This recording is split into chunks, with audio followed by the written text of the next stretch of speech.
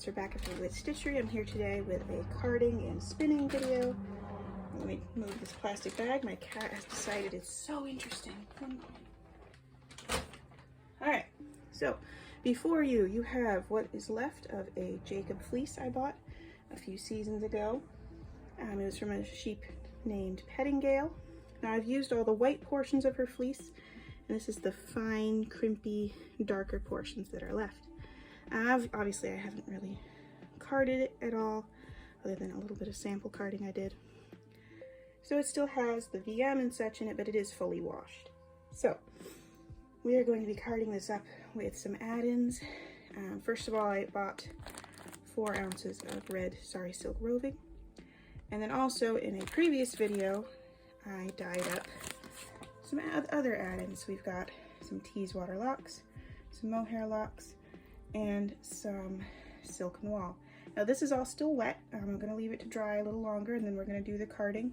But I'm going to be carding up the Jacob fleece itself for a first round first, without anything else added into it.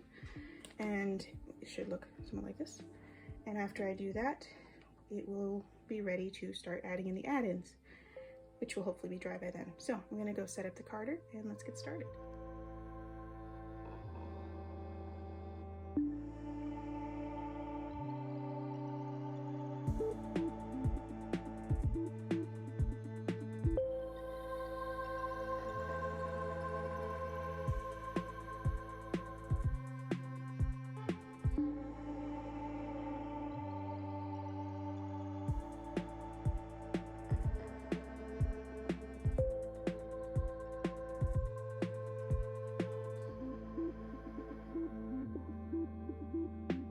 Alright, so I did card up one of the mixed bats so far.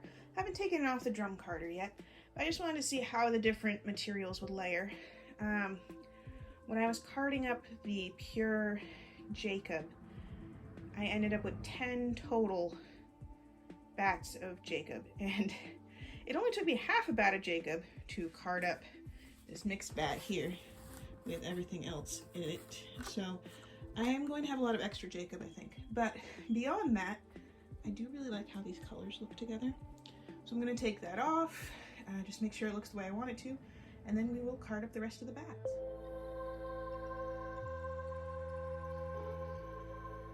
Alright, so this is how the bat looks.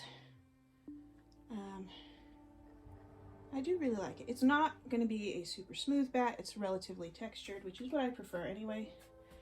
And then I just want to show you, this is Jacob after going through the carder once, so it's still pretty wild. And this is if I put it through twice, it's a lot more smooth. So if you're looking for a smoother finished yarn, putting it through the carder multiple times will give you a smoother yarn.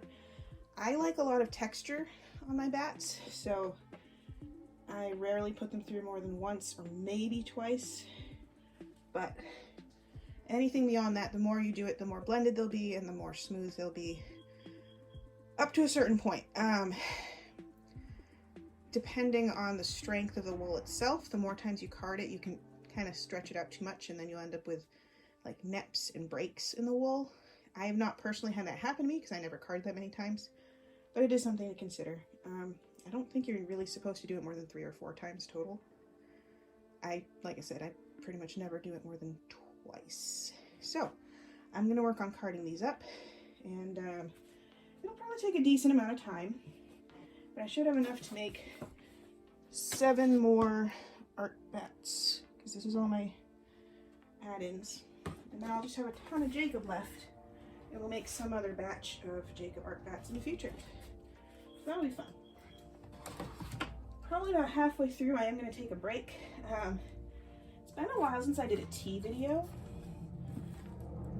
and it's not going to really be a tea video because this is a bat and spinning video, but I found this really cool tea steeper, and I'm going to wash it and try it out because it looks like it will work really well for me.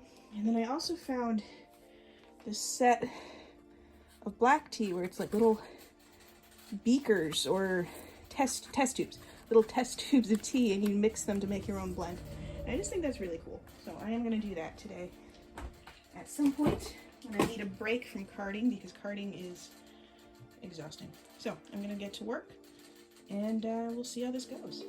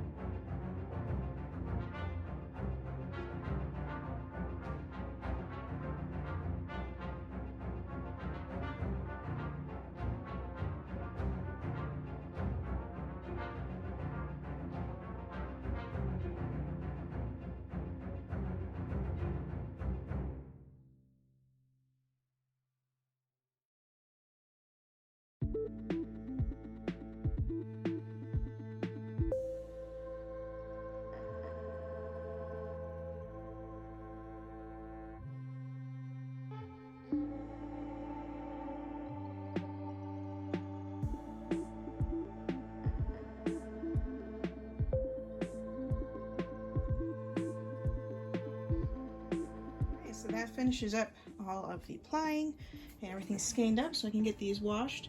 So I ended up with such a large bobbin of the 2-ply that I had to split into 2 skeins. So these are both the 2-ply, and you can see how that came out. I'm sure it's going to bloom quite a bit when I wash it. Jacob usually does, but I do really like it.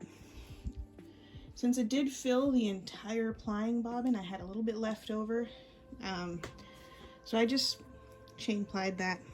So chain plied 3-ply, just to see what it would look like. It's not much, but I just wanted to see how it would look like that. So that'll be just a fun little accent for a future project. So yeah, that finishes up this larger spinning project, and I managed to finish it before my son got here, so that's great. So yeah, thank you so much for watching. I'm not sure what project I'm going to do next, but I'm sure I'll think of something. So I'll see you all again soon.